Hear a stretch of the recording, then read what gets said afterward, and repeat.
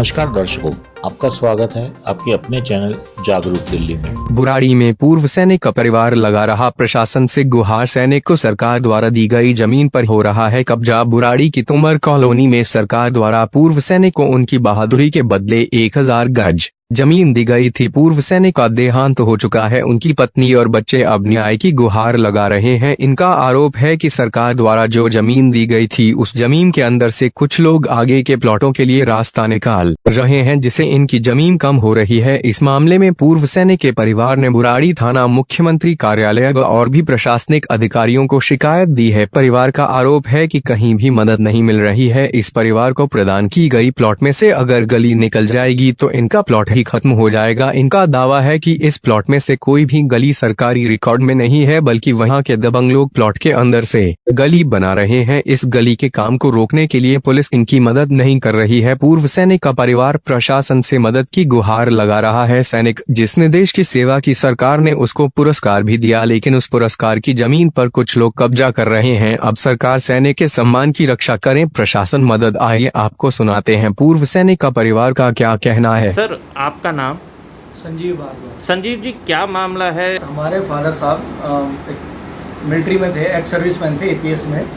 तो उनको पूर्व सैनिक के तौर पे 1 एकड़ ज़मीन दिल्ली ग्राम सभा से मिली थी। दिल्ली ग्राम सभा दिल्ली सरकार की तरफ से। उसके बाद आज आलम ये है कि उस पर कुछ दबंग ज़बरदस्ती कब्जा करने का प्रयास करते हैं, दावा करते हैं कि ये हमारी ज़मीन है। सर, जब दिल्ली जैसे जो राष्ट्रीय राजधानी है, दिल्ली जैसे क्षेत्र में इस तरीके की हरकतें हो रही हैं, तो उन क्षेत्रों का क्या हाल होगा जहाँ पर कई मील दूर जाके सुविधाएं हैं, कई मील दूर जाके पुलिस स्टेशन है या राजस्व विभाग के ऑफिस हैं या अधिकारी नहीं आ पाते हैं।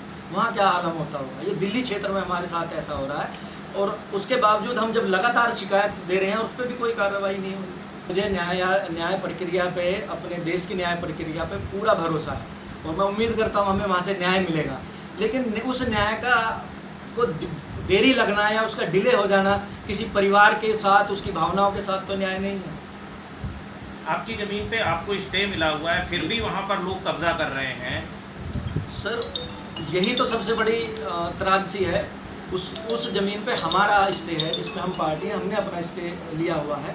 हमारे अलावा ग्राम सभा ने भी उस पर चैलेंज करके स्टे है। उस पर 2-2, 3-3 स्टे होने के बावजूद भी उसको पुलिस द्वारा माना नहीं जाता। सामने वाली पार्टी जो उस पर कब्जा करनी चाह रही है वो उस न्यायालय को उचित सम्मान नहीं देती, उसकी अवमानना कर रही है, उस पर ज़बरदस्ती मलबा डाल के कब्जा करने का प्रयास कर रही है। तो उस स्थिति में क्या कह सकता हूँ मैं, तो कोई इतनी बड़ी वो हुई नहीं।